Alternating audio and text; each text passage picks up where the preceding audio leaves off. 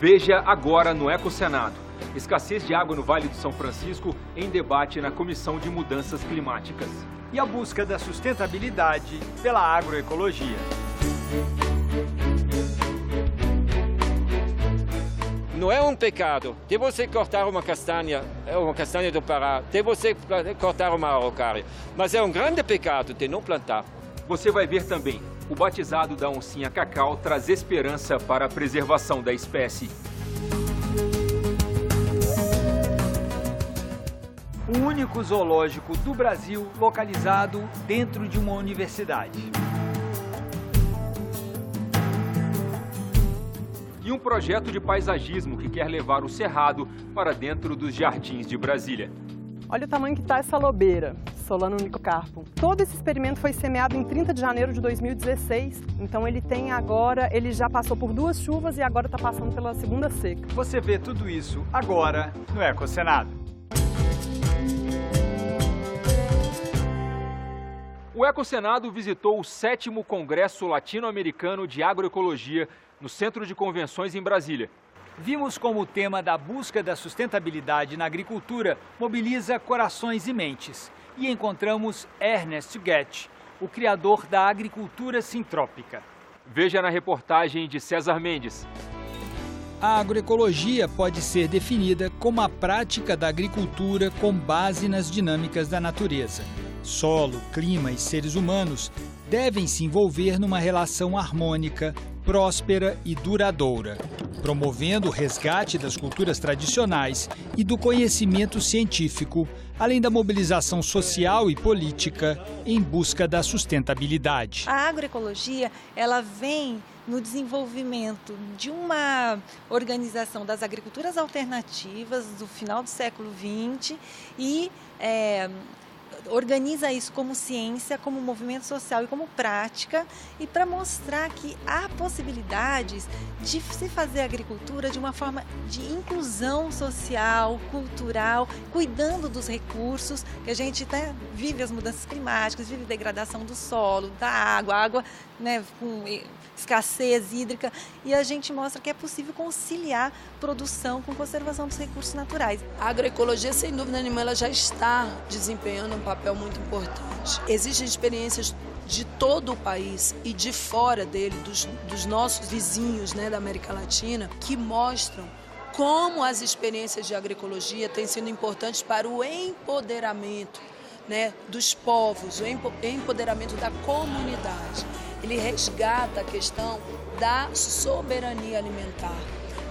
Os processos que envolvem a agroecologia trabalham questões de segurança, de autonomia dos territórios. O que vimos no Centro de Convenções de Brasília foi um intenso intercâmbio de experiências e de ideias. A gente encontrou aqui no Congresso de Agroecologia o Marcelo Soares, que desenvolveu uma plataforma onde qualquer pessoa pode cadastrar a sua experiência de agroecologia. Não é isso, Marcelo? Como é que funciona essa plataforma? Isso mesmo, é uma plataforma aberta, desenvolvida em software livre, que permite que o agricultor, o pesquisador na área de agroecologia possa registrar experiências que estão sendo realizadas em todo o Brasil e na América Latina. E qualquer pessoa pode se cadastrar e registrar suas experiências e começar a trocar informações sobre essas realizações. Parece que já tem uma pessoa ali fazendo cadastro. Vamos dar uma olhada aqui. Olá, como é o seu nome? Eu sou Glauco Regis. Glauco, você é da onde? Eu de Viçosa, Minas Gerais. E o que você está cadastrando? Qual é a experiência que você está cadastrando aí? Eu estou cadastrando a experiência da nossa organização, Centro de Tecnologias Alternativas, que desenvolve agroecologia há 30 anos. Nesse caso, eu estou cadastrando a experiência de assistência técnica coletiva agroecológica.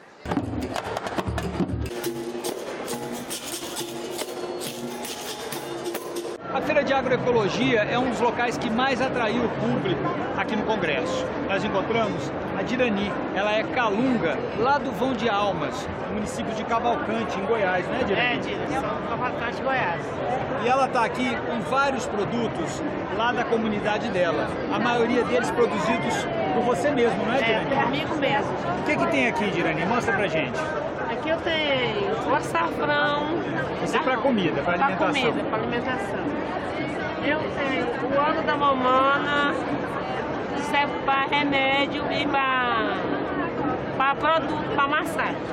E tem também o óleo do babaçu, que eu servo para comida, e tem ele assim para massagem, né? E ali, sabonete Aqui de tem tingui. o sabonete do tingui. O que é o tingui? O tingui é uma árvore que tem abaixo, assim. Ela tem essa árvore aqui, aí a gente vai e descasca ela. Dá essa frutinha aqui, Dessa ó. frutinha aqui, a gente descasca e faz o sabão na massa e faz o óleo para massagem, que é o óleo do tingui. Isso aí você aprendeu a produzir com seus pais, com seus avós?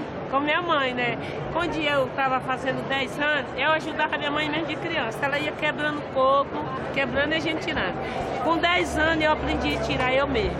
Encontramos com Ernest Gott, que desde os anos 80 implanta sistemas agroflorestais no sul da Bahia e é considerado hoje uma das principais referências mundiais nesse assunto. O ser humano moderno, ele faz agricultura já desde 10 mil anos, 12 mil anos, desde que ele começou com isto.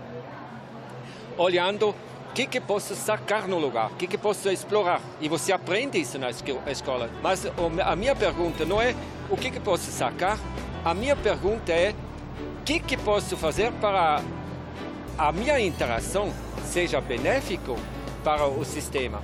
Isso requer uma mudança profunda, filosoficamente, culturalmente, civilizatoriamente, mas não é uma coisa impossível. Trabalhando nos últimos 30 anos em sua propriedade no município de Piraí do Norte, no sul da Bahia, Ernest recuperou uma área de 500 hectares totalmente degradada.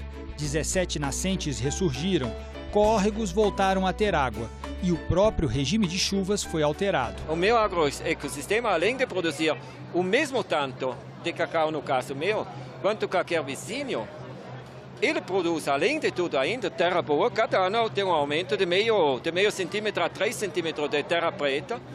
Não tem um problema de seca, não tem um problema de inundação. E terceiro, cada ano eu fico contente que aumenta tanto a madeira que cresce lá dentro, que é o capital. E no fim do ciclo de 30 anos ou 40 anos, meu cacau chegando para a idade para ser trocado, eu não preciso de dinheiro do banco para começar de novo, senão eu tenho um super capital que vale muito mais do que aquilo que eu gasto para plantar de novo.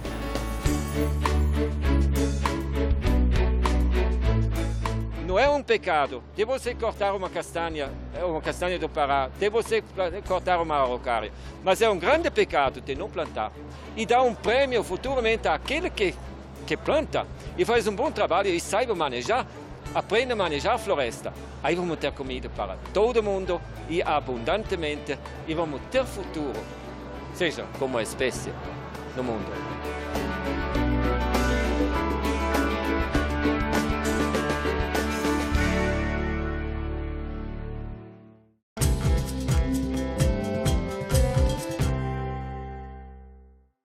Créditos de carbono em terras indígenas e a crise hídrica no Vale do Rio São Francisco. Temas em debate nas comissões do Senado. O acompanhamento da vazão das barragens alimentadas pelo Rio São Francisco e realizada desde o início do século XX mostra que dos 6 piores anos da série histórica, iniciada em 1932, 4 deles foram registrados a partir de 2014. Uma das situações mais dramáticas é da barragem de Sobradinho, que no final de 2015 chegou a apenas 1% de sua capacidade total. Vicente Andreu, da Agência Nacional de Águas, defendeu a mudança de finalidade de operação das barragens do Rio São Francisco. Eu penso que a medida estruturante fundamental é a de mudar a prioridade da bacia do São Francisco de geração de hidroeletricidade para segurança hídrica. A audiência pública foi marcada por divergências em torno de uma ideia polêmica, a transposição de águas do rio Tocantins para a bacia do São Francisco. Sou daqueles que defendem o estudo de viabilidade ou não da transposição das águas armazenadas na Ileia Amazônica. Defendo um estudo, não só eu, como muitos outros. Essa vida que nós queremos para o São Francisco pode ser alcançada com muito menos recursos e com obras muito menos polêmicas do que essa obra da transposição do Tocantins.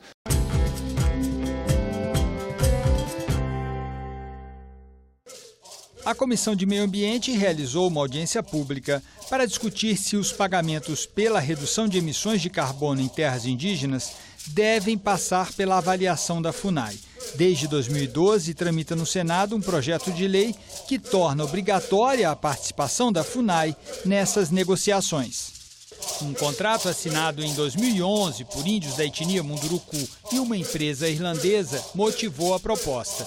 O acordo permitiu o acesso da empresa às terras indígenas e impedia que os índios fizessem uso dessas terras sem o aval dos irlandeses. Que arranjo legal nós deveríamos ter para tratar da possibilidade de crédito de carbono em áreas indígenas, no que diz respeito ao envolvimento dessas comunidades e FUNAI. O representante do Ministério do Meio Ambiente explicou que pagamentos por créditos de carbono, como os negociados pelos índios mundurucus, são diferentes de pagamentos por redução de emissões, também chamados de RED+.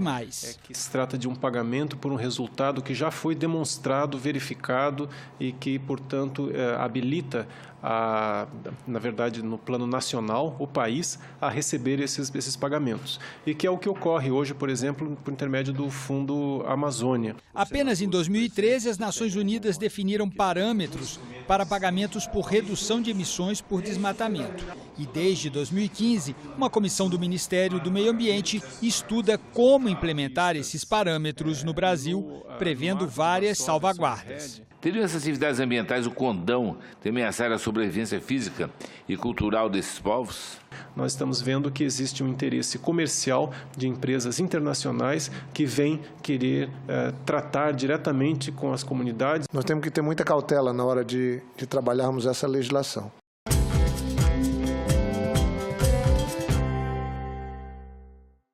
O Ecosenado está em Cuiabá, no Mato Grosso, para conhecer o único zoológico do Brasil situado dentro de uma universidade federal.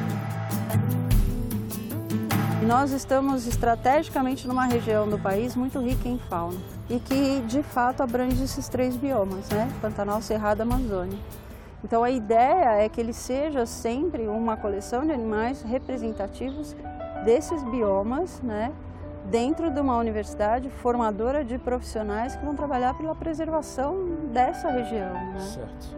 Nós temos uma coleção que está em torno de 900 indivíduos e alguns representativos de forma bem impactante quando se fala em conservação. Onça-pintada, tamanduá-bandeira, urubu-rei, arpia, onça-parda. São animais ameaçados e que nós temos alguns exemplares aqui dentro do zoológico.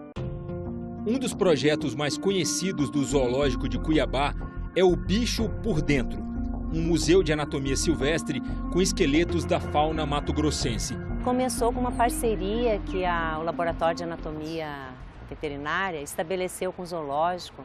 Quando algum animal ia a óbito no zoológico, eles doavam esse cadáver para nós no Laboratório de Anatomia e nós começamos a preparar alguns esqueletos.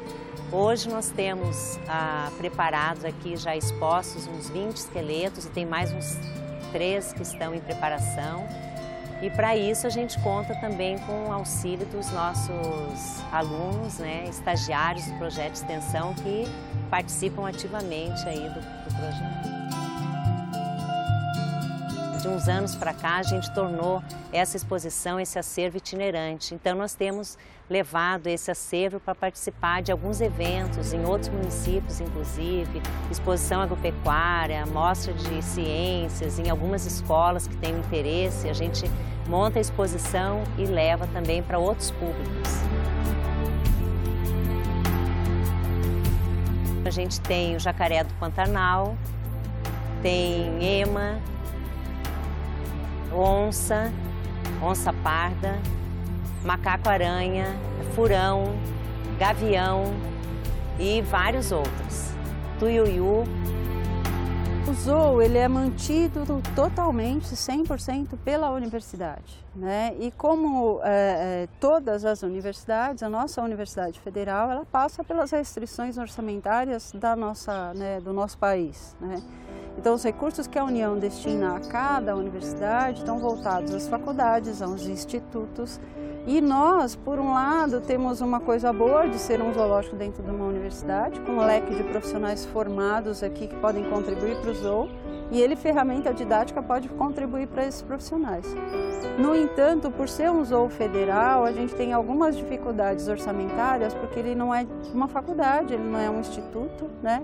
E ele gera uma despesa muito grande.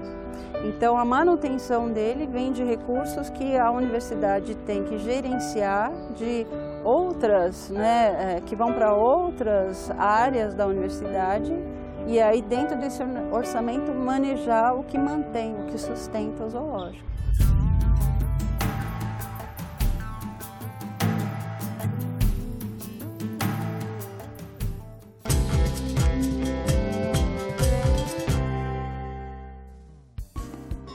De autoria da senadora Cátia Abreu, o projeto de lei número 248 de 2014 estabelece regras para a preservação da calha e do curso natural do rio Araguaia, desde a sua nascente na Serra do Caiapó, em Goiás, até a sua confluência com o rio Tocantins. A matéria está em análise na Comissão de Meio Ambiente. Na continuação da websérie Lixo é só o começo, nosso tema de hoje são as enchentes. Você vai ver como o tratamento adequado do lixo pode diminuir esse problema, que atinge as grandes cidades brasileiras na época das chuvas. Uma das coisas que mais preocupa a Cláudia na prefeitura é quando rola enchente na cidade, causando danos e problemas para todo mundo. Ela fica triste quando vê as pessoas perderem tudo no meio da água e da lama. E quando isso acontece, a Cláudia não fica gerenciando a crise do gabinete, não. Ela arregaça as mangas, vai para o lugar onde a população foi mais atingida e fica dando as coordenadas de lá. Para ela, aquilo não é nada mais do que sua obrigação como gestora da cidade. Sob o seu comando, todas as pessoas que tiveram suas casas inundadas são removidas para um local seguro e recebem roupas secas, comida e assistência. Depois, as equipes de resgate procuram animais que estejam correndo perigo. Por último, as equipes de engenheiros do Departamento de Água e Esgoto localizam os pontos onde o escoamento está mais entupido para desbloquearem essas tubulações. Assim, a água vai abaixar mais rápido, as pessoas vão poder voltar para casa e ver se conseguem salvar alguma coisa que sobrou. Vendo aquela tragédia de perto, Cláudia pensou: estamos fazendo tudo o que podemos para evitar isso. Mas se o sistema de escoamento de água da cidade não estivesse tão cheio de lixo, era capaz até dele aguentar uma chuva como a de hoje sem inundar nenhuma área. Quando terminou o trabalho, a prefeita deu uma entrevista para a TV e disse que todos os agentes municipais envolvidos estavam trabalhando muito para deixar a cidade cada vez mais limpa e que o lixo devia ser encarado como um problema de todos. Ela aproveitou a chance e fez um apelo para a população não jogar lixo nas ruas, nos córregos, nos rios e nas encostas, porque ele vai acumulando e entope todas as saídas de água, deixando a cidade mais vulnerável a enchentes como essa. Cláudia disse ainda que aquilo era uma questão de saúde. Se o lixo fica a céu aberto, atrai moscas, mosquitos, baratas, ratos e outros animais que transmitem doenças sérias. Quem viu o telejornal nesse dia antes do jantar ficou bem impressionado com a seriedade e a visão da prefeita e desejou que todos os homens e mulheres a serviço do povo fossem assim como ela. A Semana Lixo Zero acontece de 23 a 31 de outubro em todo o país. Promovida pelo Instituto Lixo Zero, a campanha mobiliza empresas e sociedade civil na direção de um mundo mais limpo e sustentável. Mais informações no endereço eletrônico semanalixozero.com.br.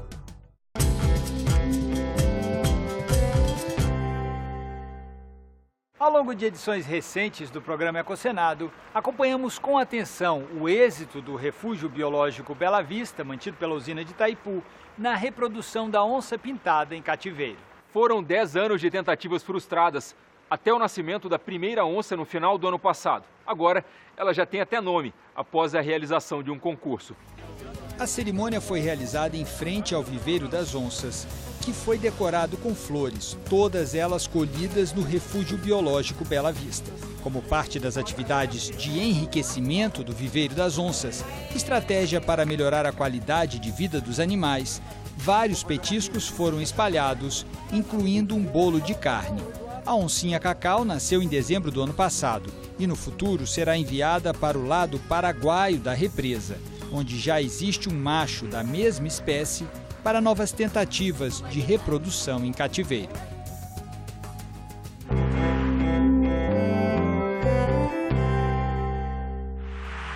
De autoria do senador Davi Alcolumbre, o projeto de lei do Senado número 63 de 2017 altera a Lei de Crimes Ambientais, em vigor desde 1998, e aumenta a pena de quem extrair recursos minerais sem autorização, licença ou concessão prévia. Já aprovada pelas Comissões de Desenvolvimento Regional e de Assuntos Econômicos, a matéria agora está em análise na Comissão de Meio Ambiente.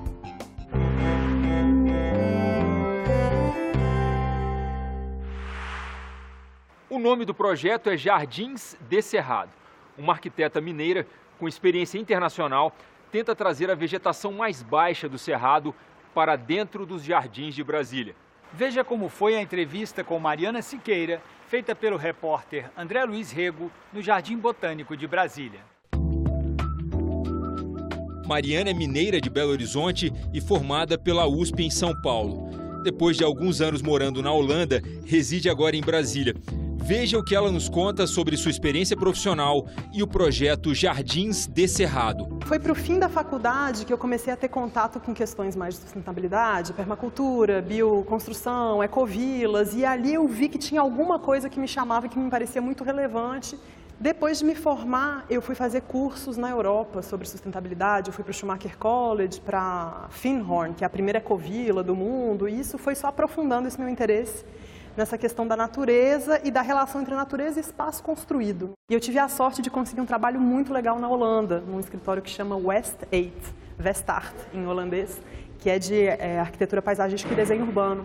E fiquei 3 anos trabalhando lá. E ali eu trabalhei no projeto Madrid-Rio, que é um parque linear que foi construído em Madrid, ao longo do rio, porque as pessoas nem sabem que em Madrid tem um rio, porque historicamente ele não fazia parte da vida da cidade. Ao longo do rio, desde a década de 70, tinham avenidas marginais, que nem em São Paulo.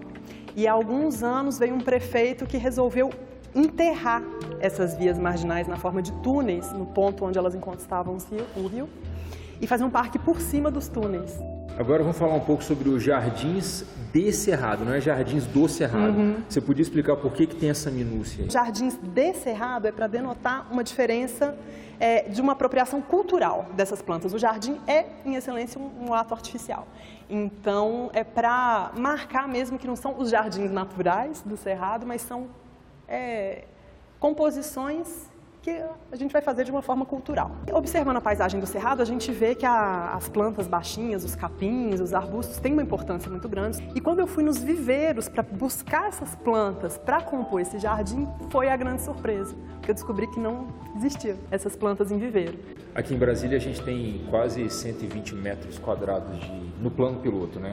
De área verde por habitante, mas são basicamente árvores, né? São árvores. O resto da vegetação não aparece realmente. Normalmente são grandes gramados com árvores, né? E quando tem plantas ornamentais assim de menor porte, elas são exóticas, elas não são nativas do Cerrado. Entendo. Às vezes não são nem nativas do Brasil. E isso tem um custo ecológico e financeiro alto, porque isso demanda muita irrigação, demanda mudar o solo mudar muito o solo para poder receber essas plantas. Em uma área do Jardim Botânico de Brasília, ela mostrou os experimentos para reproduzir a vegetação do Cerrado. E os primeiros resultados já aparecem.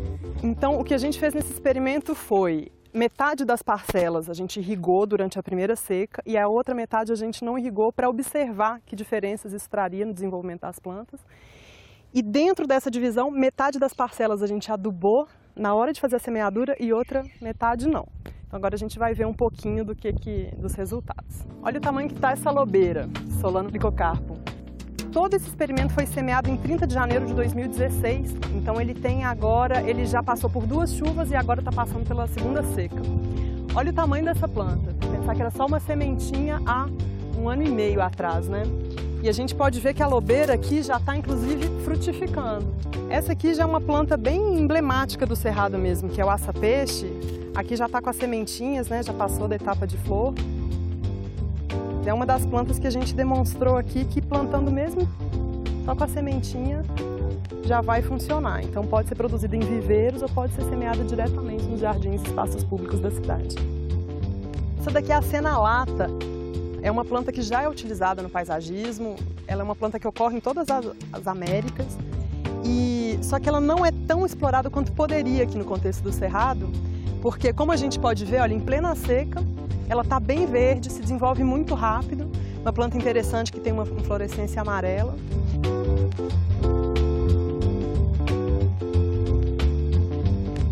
Hoje, a missão do Projeto Jardins do Cerrado é revelar para o Brasil e para o exterior, que a gente tem uma bela, imensa e biodiversa savana, e apresentar essas plantas para o público, para que isso possa inspirar o desejo de conservar o Cerrado. Então, assim, aquilo que a gente não conhece, por que a gente vai cuidar? Então, ao trazer essas plantas para perto, nos jardins, a ideia é que as pessoas passem a gostar disso, se perguntar onde isso ocorre e querer conservar onde isso ocorre naturalmente. Marina, eu espero que esse projeto traga o Cerrado, então, para mais próximo do imaginário das pessoas. Assim como a Mata Atlântica já está, assim como o bioma amazônico. Esse projeto é espetacular e eu espero que dê certo. Meus parabéns. Muito foi um prazer obrigada. Conversar com você. Prazer tá foi meu. Obrigada, André. Valeu. Cerrado, amado, maltratado, o bioma com aroma de bom cheiro exalado, solo avermelhado, com lindas matas ciliares que ao fundo escondem cachoeiras espetaculares. Sobre os seus frutos são muitos, nascidos em árvores tortuosas, de polpas brancas deliciosas. Já dizia o poeta que a felicidade mora ao lado e quem não é tolo pode ver. Por isso, juntos devemos preservar e conservar o Cerrado, não o deixando desaparecer.